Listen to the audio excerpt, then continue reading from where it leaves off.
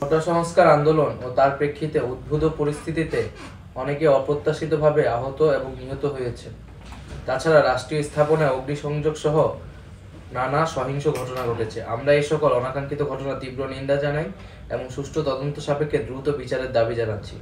আমাদের প্রধান দাবি ছিল কোটার যৌক্তিক সংস্কার, যা ইতিমধ্যে সরকার পূরণ করেছেন। এখন শিক্ষার সুষ্ঠু পরিবেশ নিশ্চিত করার লক্ষ্যে দ্রুত শিক্ষা প্রতিষ্ঠান খুলে দেওয়ার জন্য সরকারের প্রতি জোর আহ্বান জানাই। সার্বিক স্বার্থে আমরা এই মুহূর্তে থেকে আমাদের কর্মসূচি প্রত্যাহার করছি।